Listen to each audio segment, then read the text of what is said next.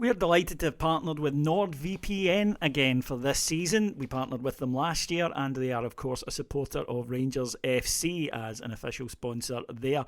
And best of all, we can give you an exclusive NordVPN deal. If you go to nordvpn.com/heart and hand, you will get a huge discount off your NordVPN plan and one additional month for free. Completely risk-free. There's a 30-day money-back guarantee with Nord.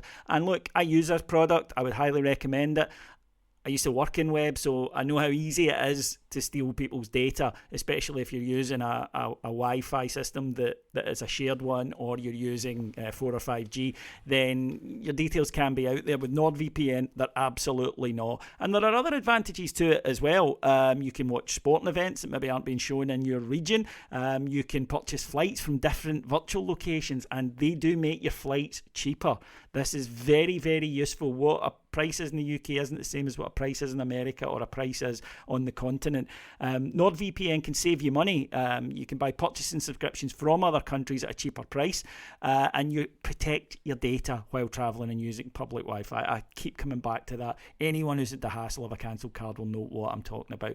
So all you need to do is go to nordvpn.com/heart and hand, and you'll get a huge discount off your plan and 1 month additional free, completely risk-free. I urge you to do it.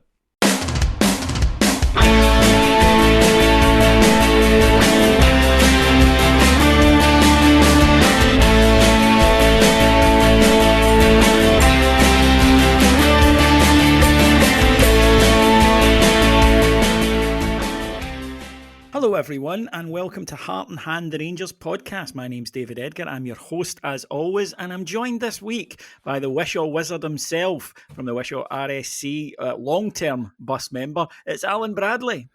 Hello there, David. I thought you were going to say John Higgins. I was just going to hang up, mate, but yeah, it's good to be on, yeah. I tend to get that a lot because when I was fat, I used to look like him, or he used to look like me. I don't know who's older. And look, genuinely, there was one time there's a photo of him in the Daily Record, and I was like, I don't remember that getting taken.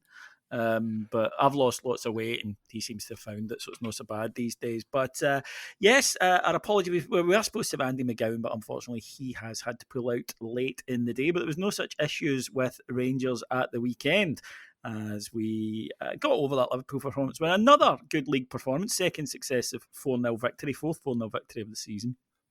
And Alan, it was a very, very comfortable win against an informed St Mirren side. Now, look, there's no point pretending that Rangers shouldn't be beating St Mirren comfortably at Ibrox pretty much every time out. But realistically, they were coming into it on the back of some excellent form, 5 wins at the last 6 in the league, and certainly arrived ready for it. But the thing that I was happiest about on Saturday was that, to me, this was a Rangers team that seemed more determined to play facing forward, to play on the front foot. When the midfielders got the ball, they tried to get it moving quickly. We didn't lapse into this extra touch, safety first, that I think absolutely handbrakes us. We were getting shots away from outside the box. We were looking to make things happen. And there is a difference. You can see when this Rangers team is playing far too safely, far too cautiously, and it seems to seep throughout them. Whereas I thought right from the start, we get the early goal because Borna gets himself into a bit of space, tries the shot. Of course, the man himself, who we'll speak more of throughout the show, Antonio Colak, is there to finish it. But it was an intent thing at the weekend, Alan. I think you're right, David, and you're saying about the shots as well. I mean, half a dozen or more, throughout the game, which was noticeable. Again, we come out of the blocks quickly. And you're right. I think what happens, I always get a reputation as there's a cloud above me. Because like you, I think going in the bus, I was saying, I know it's only St Mirren at home, but they have been pretty organised. They are there in third position, as you said. But I think when we came out with that intent and moved it quickly, that in itself just pushes them back. Whereas if we had done, as you said, the slow horseshoe, that kind of way, the first instinct is to turn back, play it across the way. But no, everything just seemed to be, let's look forward, let's try and move it. And then obviously, as you say, getting the goal early on, the momentum just kept going, from there. But I mean, it was night and day, isn't it, from some of the stuff that we'd seen, earlier on. Yeah, and it was the same at Tynecastle. I do think it's a mentality thing because we know they can do it. And a confidence thing as well, which I suppose does play into mentality. But when Rangers do start doing that, one, the other team gets comfortable in the match because it's a lot easier to defend against that.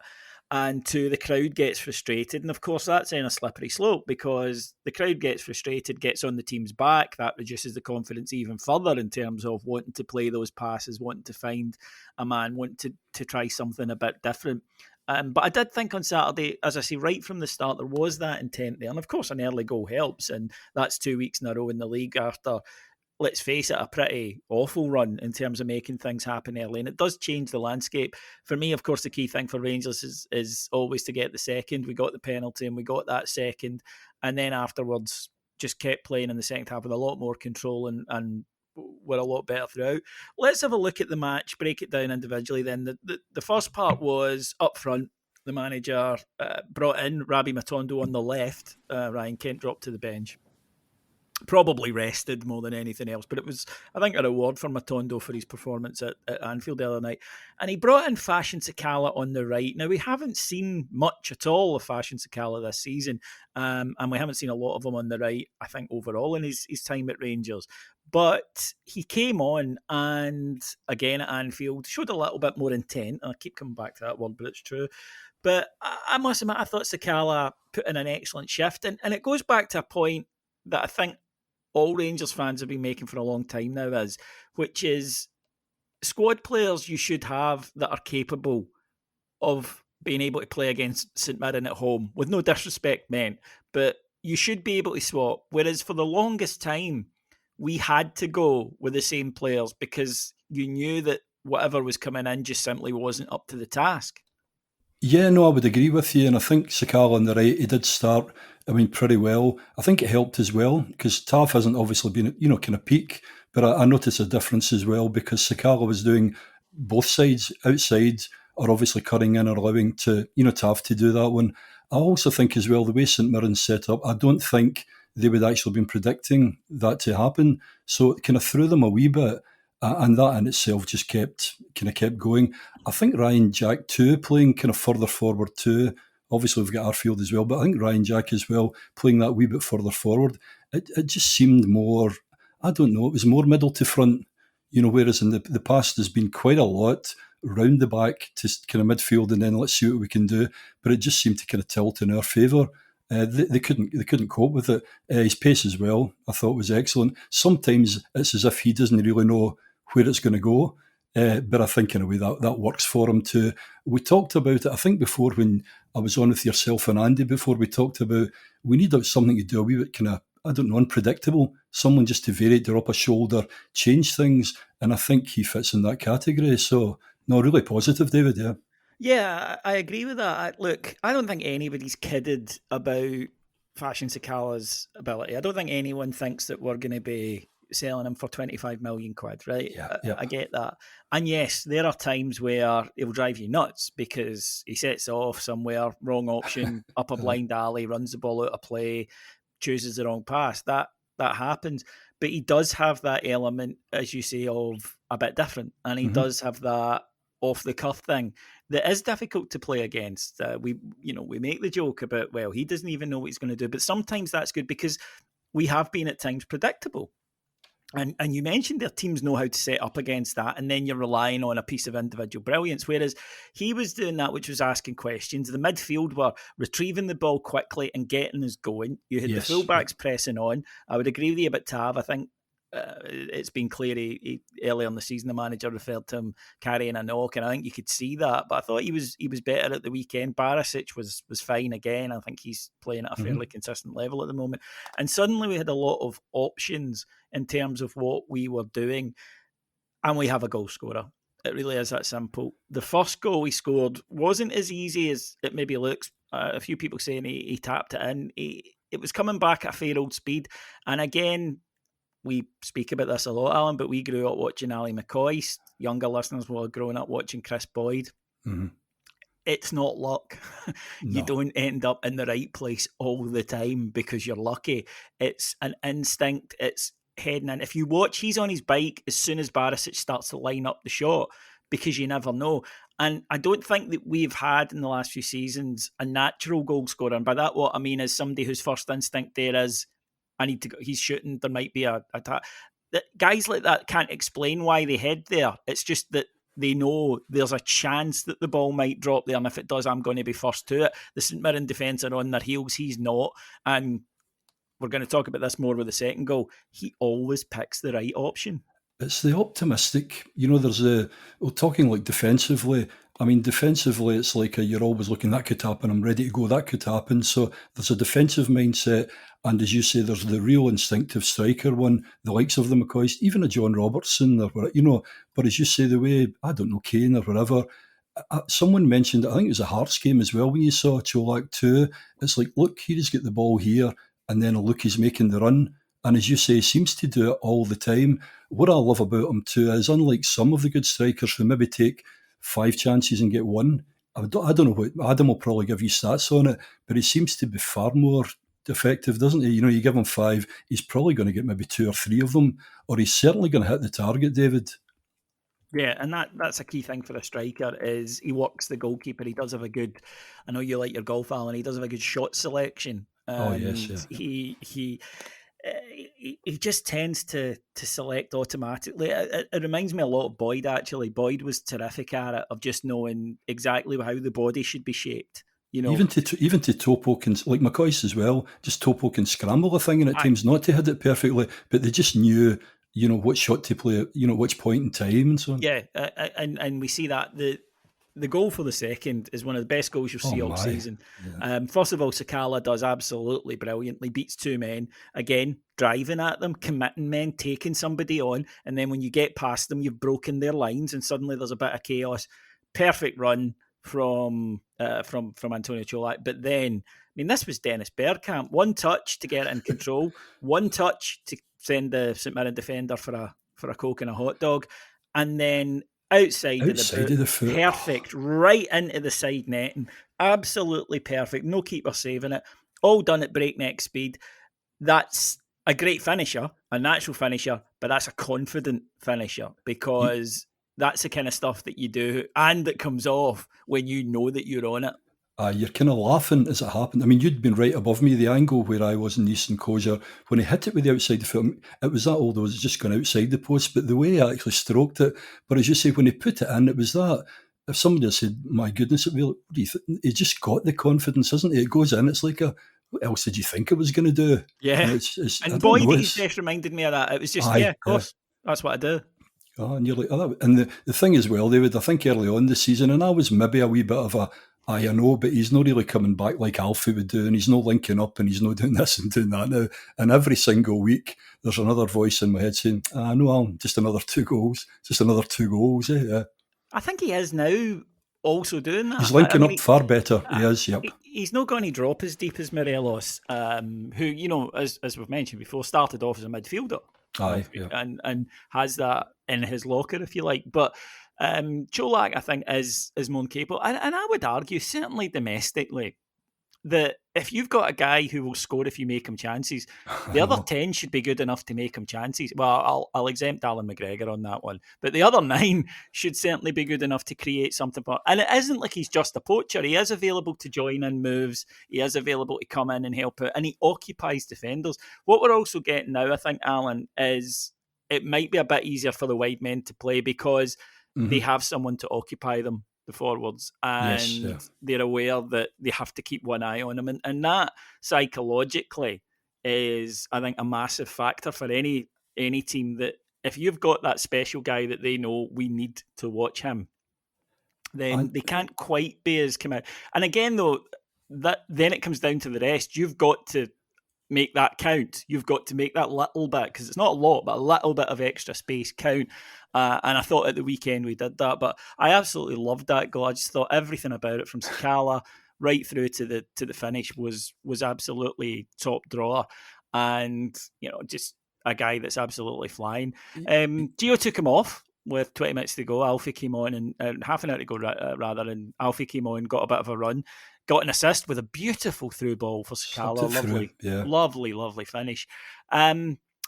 2 games in a row taking off on 2 goals. You think maybe a wee bit disappointment at not being given the chance to get the hat trick? I know. I mean, I've seen some crackpot saying, yeah, Rangers, because they're struggling financially, there's a clause to say that if he scores Of a course hat there trick, is. it's like so here we go again. It's admin 19. Do you know what I mean? Superb. Yeah. But no, What can you say? I mean, that's just I mean, who would? delusion on its own Oh scale. Lord! But no, the other thing too you mentioned as well. See, defensively, for the past couple of years when we couldn't break teams down, it's dead easy because all the opposition do is train all week, and this is how they're going to play. This is how they're going to play. When you've got a combination there, and you've got the uncertainty of shit, there's that guy that we don't really know where he's going. He's moved. I'll need to leave my man. You've got other people playing the ball forward quicker, and as you say, you've got a guy in there when he gets a chance. It definitely works in our favour. At the back, they didn't have an awful lot to do. And when they did, Alan McGregor, who has just come roaring back into the side, playing absolutely magnificently, makes one of those saves that really only Alan McGregor can make. And it's, again, that genius he has for winning duels with forwards. And by that, what I mean is, how often do you see a goalkeeper, a lesser goalkeeper, make a forward's mind up for them by going too soon, dropping early, being in the wrong position? McGregor stands up and says, okay, go and beat me, makes himself big, and it's amazing how often it takes a really cool finish then to get past them. And he makes that save. It's an important save, and it kicked Rangers on. I think there had been a little bit of slackness dropping into the play at that point, but it kicks Rangers on, and we take command and get the other 2 goals and run out worthy winners in the end. But I have liked the defence the last few matches because, Davis is in, he looks very calm, very composed. Yes, there'll be days where he has more to do, obviously, than he did there. But, Liverpool, he had a shift, and I thought he came through it all right. And I think Alan Goldson looks better when he has a left-sided partner next to him. It was so obvious. I mean, obviously, you think last season when you've got, big Calvin Bassey there, doing that one. Even previously when Helander was there too, he's obviously top-notch, but the injury thing. But as you say, actually having a left-sided, it just makes it so much easier for him. And he looked, even like against Liverpool too, but he just looks far more comfy because he can concentrate as well on, what he's going to have to do rather than you've got. And really, Sands, for all, he's not a centre half. He did reasonably well as a midfielder on the left-hand side, but having a natural one, I think also as well, Davis passing as well is good, and that helps with that kind of speed as well, doesn't it? Suddenly it comes to him. It's not we need to barrel round, give it to goals, and everybody's all in their position, and then you've got Barisic, and then you've got the left hand side, and so on. So, but just so much more balance. Even things like, I don't know if you've noticed too, David, like corners coming in and set pieces and so on. We're definitely looking better in that regard too, because you've got the 2 of them. And I think Gio mentioned Davis isn't really up to full fitness yet. But, to be honest with you, really impressed by him now. And if we could just get a run of half a dozen games or so with him in there going through, I think that would give us a real good foundation. Does that then offer an opportunity for the introduction mode of Yilmaz? Because we've had this changing situation at centre-back this season where we haven't had a settled partnership, or James Sands was in. And look, no criticism of the boy. He filled in, I think, admirably, but he was a fill-in. He was a workaround. He was... That'll do until we get it, someone who's proper. And then you see the difference that having an actual proper left-sided centre-half has made. Would there perhaps have been a reluctance on Gio's part to go, I'm not introducing this young left-back into the team when next to him, there's a guy that needs to talk through a game himself. We can't have that whole left side of the defence. We tried him, I think that first time I saw him, playing at Ibrox, he played on the left-hand side. But you're absolutely right. It's like, why would you, when you've not got your left-sided and then you're bringing in somebody new who's pretty much new to the whole Scottish game, and, he's going to take a wee bit of time. It would have been, I think, just foolhardy to do it at that point in time. Plus, to be honest with you, and I know we've all got our, we Bornai can suddenly go through this confidence crisis, but I think for the past half a dozen games or so, but I think Barisic has actually played no bad. The criticism is at times maybe a wee bit slower sometimes in the build-up. Now, domestically, it may then give him time to actually put him back a wee bit, put Yilmaz in and bring him in. But I think to have done it before, I just think would have been daft. But as you say, it may give us an opportunity because we'll still get quite a few games before the World Cup anyway. Yeah, it's not a criticism of Barisic, who I think has been playing well enough to keep the shot. Yeah. What it's more about is horses for courses. You pick certain for certain games, and certainly at home in a side where we are going to have 80% possession, then Ridvan's attacking abilities may prove more useful than perhaps, agree. Yeah. At the moment, would you put him in away at Tynecastle? Probably not. Or away at Pittodrie? Probably not. But we should be able again to say to Barisic, you don't need to play Saturday, Wednesday, Saturday, Wednesday, Saturday, Wednesday. You can have today off. And he's still the number one until such times as, and there probably will be, as we know with Borna, there probably will be a loss of confidence followed by a loss of form. Or the other way around. It's a chicken and the egg thing. But then you have the guy who's coming in and playing. And I think it's important that we do that. I really do. I think it's important for us moving forward that we begin to develop that and just have the opportunity to rest players. More options, Alan. That's been a thing. Really, going back to Gerrard, apart from the 55 year, we haven't had a number of players who could rotate in and out the side and still contribute. We've been predictable, and that's, as you say, I think Yilmaz as well, what I've seen of him as well, as you say, he's got a bit more than, Borna down the wing, putting over. He looks as if he could kind of cut in and link up with players as well. So, but as you say, it just gives you, I don't know, just a kind of variable now and then, so no, I would definitely do it domestically, as you say, things like the Dundee game, maybe some of the games at home and so on. And I think even sitting down and having a mature conversation with Borna as well and say, look, it's not as if I've not got confidence in you, I'm trying to push you out or anything. It's just a case of we're going to develop this young guy and give him some time, I think it makes sense. Yeah, and you should be able to do that on occasion. You shouldn't need him to play 60 games. You should be able to give him the rest.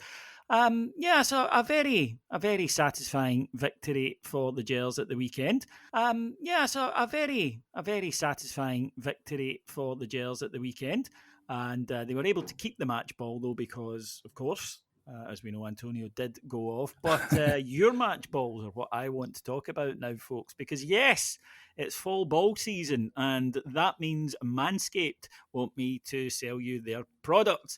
This is for those of you who, for whatever reason, it's never struck me as something I'd want to do, but you look downstairs when you're in the shower and go, I can't believe how hairy that is. I'm going to get rid of that. If you want to do that, whether you're brand new or whatnot to doing it, we didn't do it in our day, Alan, did we? I couldn't possibly comment, David. Wasn't the talk of the bus in Maddie, I tell you that. You wouldn't have got on the bus the second week, but that's another story. Exactly. No. You kept your Conquer's furry for the winter season, but with a glorious package, you can make sure with Manscaped that you have got the perfectly smooth, breathtaking Sean snooker balls. The Lawnmower 4.0 body trimmer and Weed Whacker nose and ear hair trimmer features proprietary advanced skin-safe technology, which I have no clue what it is, but it sounds good. Let's be honest, right? It sounds good. You don't know what it is either, but come on. It'll justify you buying it, right? You get loads of stuff. You get body wash, you get ball deodorant. I'm not sure who'd be sniffing your balls, but maybe if you've got dogs, they'll appreciate you buying it. And you do get a very pair of comfy pants. They send you pants, and these are ridiculously comfy pants. I'm wearing a pair right now, and I can definitely recommend those. 20% off and free shipping if you use the code Rangers. That's 20% off with free shipping at manscaped.com. So clear out the leaves. It's your tree trunk's time to shine. I didn't make that one up. Let's return to the football, and of course we welcome Liverpool on Wednesday night after last week's match at Anfield. Bit of a non-event from a Rangers point of view, that particular game. Alan, Rangers didn't believe, in my opinion, that they could get anything. I think Rangers went there to keep the score down. Thanks to a magnificent display from Alan McGregor, they did. But I don't think that we had a team who were out there going, we can do this. Maybe it was the early goal. Maybe it was the results in the Champions League previously. But I am hoping that isn't the case on Wednesday. Liverpool, of course, are overwhelming favourites, as they should be. We've mentioned enough. But I think that we've talked enough about how good Liverpool are and the recent record. They're not having the best time themselves domestically. Yes, they have a squad that's better than ours. That's a fact, right? Yes. That is just a fact. That's why it costs so much. That's why their wage bill is so high. We get it. They're in a league where they can do that. They should have a better squad than us. But I think that disappointment stems in matches from could we have done a bit more? And I think that there was a feeling at Anfield last Tuesday that we probably could have.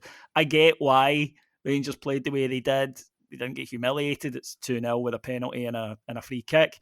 But at home with the crowd, which will be going nuts, there's no doubt about that. It just will absolutely happen. This is the one that people have looked forward to since the draw was made.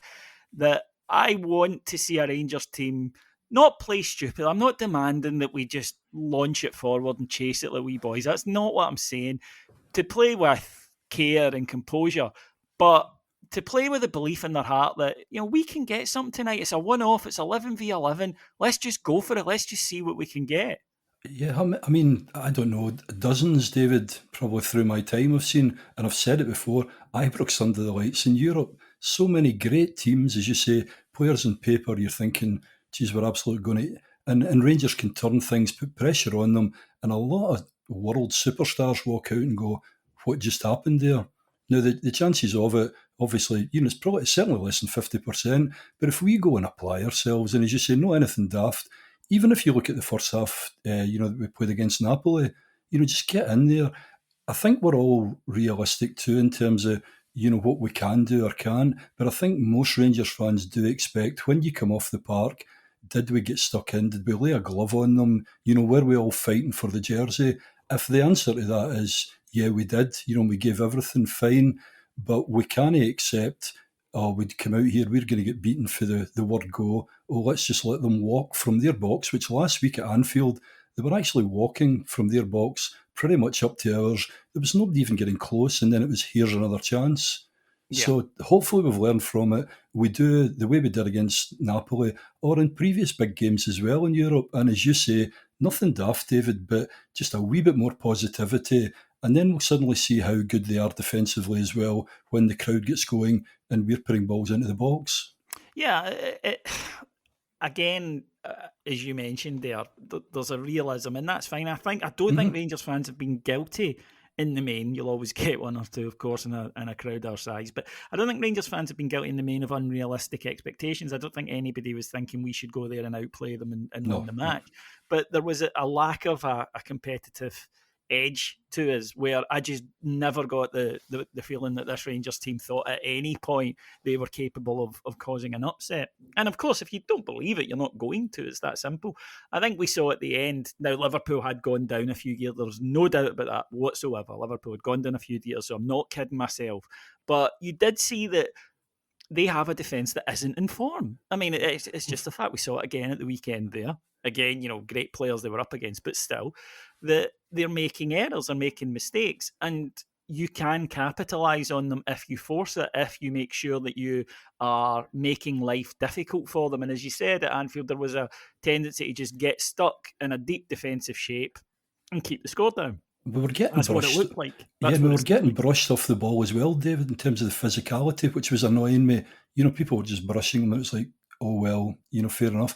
If you look at that Liverpool defence, for all they go on about the two full-backs and so on, who, again, going forward, fantastic, they're not the greatest. Even Van Dijk. I mean, if you saw Van Dijk when he was getting pressurised a few weeks ago, so they're absolutely, as you say, better players than we've got, but you can't get at them. So if you've suddenly got 50,000 of us or whatever, late 40,000s, and the whole Ibrox thing, and, they're definitely there for us to get a couple of chances, and then let's see what they're made of, Well, on that, the big question, of course, is do you go with Alfredo Morelos or do you go with Antonio Colak?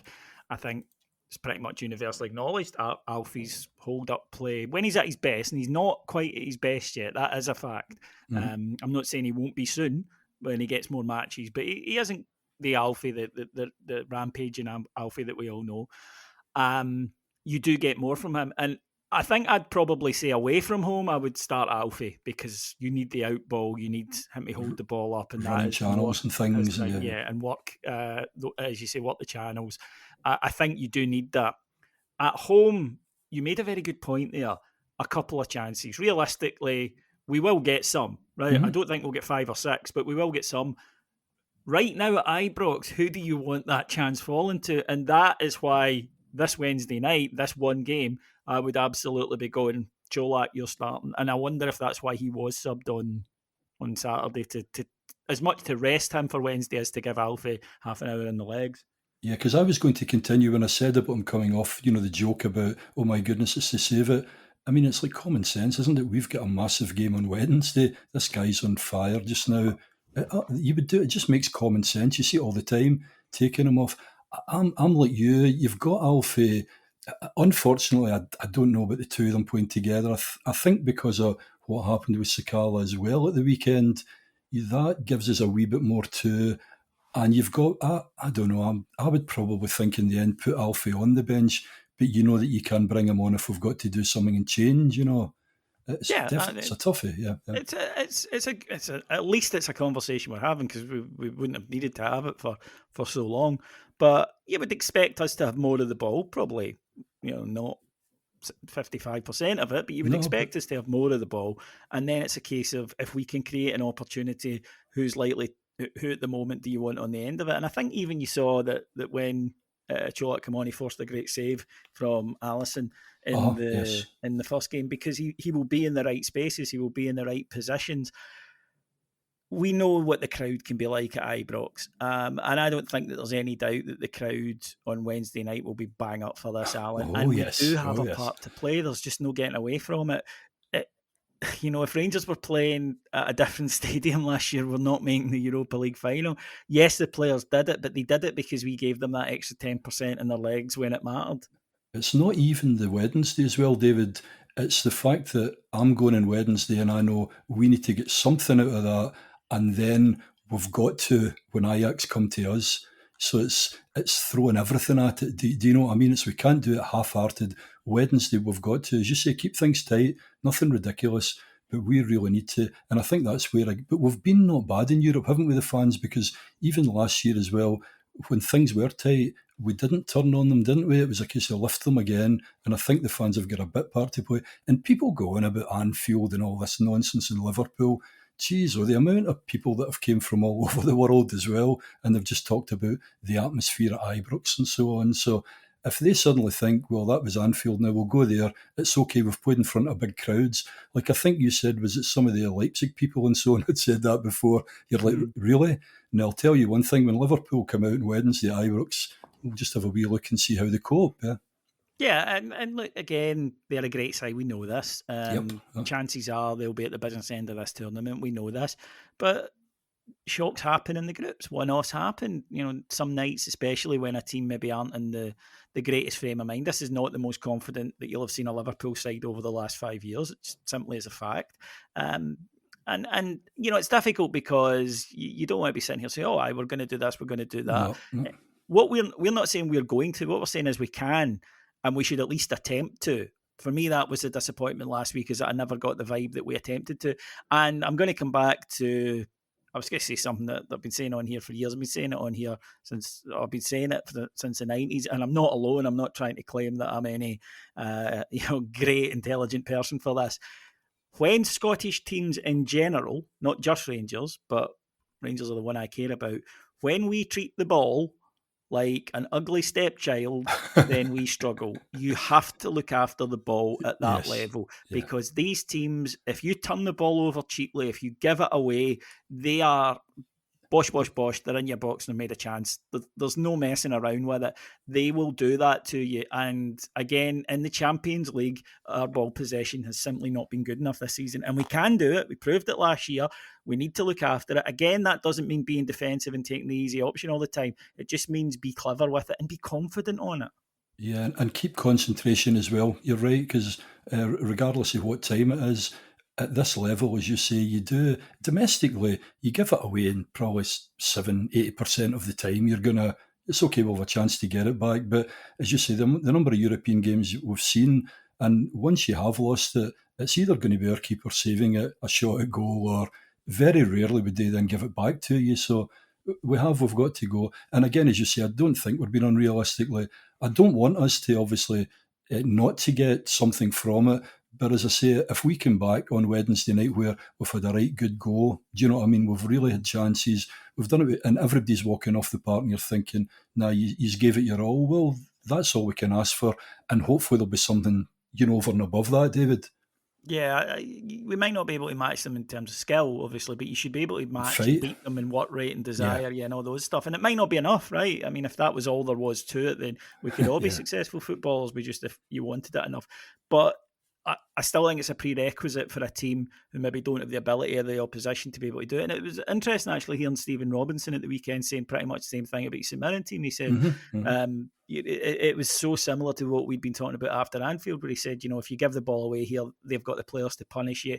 We were too sloppy at times. We made mistakes. We didn't have the belief in our position. And I thought, wow, it's because it's levels, as the kids say, isn't it? It's like St Mirren's level is below ours. Ours is probably below Liverpool. But occasionally St Mirren can get a result against Rangers because we catch them they catch us on an off day, and they're brave and they have belief in themselves, and that's what we need to do in this particular match. So I'm very much looking forward to it, Alan, because I think that the atmosphere will be one for the and I think that maybe I'm guilty of being unfair in the players, because I must admit I never really thought we would get anything at Anfield, but I feel we can definitely take something from this match on Wednesday night, even a point, and something that restores us at least a wee bit of pride in this group. I think we've learned a wee bit. Obviously, they kind of hammer Ajax, but even after the game at Anfield, I think we all put our hands up, the players, probably the manager too. You saw that even the way we came out on Saturday. I know, again, you're talking it's a different standard, but the positivity, get the ball forward, move it forward, because last week, on the Tuesday, it was just shocking. So as you say, if nothing else, but we can come out and do that and actually play more positively, keep things controlled and so on. But no, David, there's no any reason why not. And as you say, other teams, I mean, not even just with us, but I mean, top quality players, yeah, they can look even better when you stand off them like we did and you just let them walk up. But see, if you're snapping at them and suddenly you can put pressure on them, and I think we've got to do that. Yeah, I think so. As I say, I watched the Liverpool game at the weekend. You can still see the quality that they have. The 2 goals they scored were superb because they have top players. But Arsenal forced them into errors. Arsenal forced them back, and Arsenal made them look weak in certain areas. We know the whole ongoing story with Trent Alexander-Arnold. Brilliant going forward, as you say, one of the best passers you'll see, but defensively he makes errors. No. If you put him under enough pressure, we didn't put him under any pressure, so it wasn't likely to happen. But no, it should be a very special evening at Ibrox, and we will have full coverage of that match over on patreon.com/Heart and Hand. Please consider joining up as a subscriber if you haven't already. It's just $1.99 per month, just 50 pence a week, and for that you will get over 100 hours every single month of great content. Loads about Rangers, obviously, but loads about other football and a few other things as well. It's a great way to pass a commute or to pass your time in the gym, etc., etc. Right, my thanks to our executive producers in London, Mike Lee and Paul Miles. My thanks to the wonderful Mr. Alan Bradley. Thanks, David. Wonderful. I like that. But thanks, I've really enjoyed it, yeah. Yeah, the wonder of Wishaw. How about that? That one better? Go with that one, please. We'll go with that one. Could you get Colin to do one of the T-shirts when you get hand? I do like a wee bit of alliteration. Just a wee shout out before I go, folks, on behalf of our friend Stevie Clifford of Four Lads Had a Dream. Four Lads are having a live show at the Loudon Tavern in Ibrox on Friday the 11th of November. Stevie, of course, will be there. I'm one of his guests, along with Josh Barry from the Rangers Review. If you fancy coming along, it'll be a great night, and I believe you can get your picture taken with the Scottish Cup as well. Then go to Four Lads Had a Dream. Just search for it on Google. Four Lads Had a Dream. Up it'll come. Tickets are available there. They're priced £12. And I don't think there's many left. But if you want to come along and see us, then please do. Thank you for joining me. Adam will be back with Heart and Hand Extra on Thursday. We'll have, as I say, full build-up, full coverage over on Patreon. And I'll be back in this chair next week after Rangers travel to Motherwell. Until then, everyone, have a fantastic week. I'll see you on Wednesday night. Take care, everyone. Bye-bye.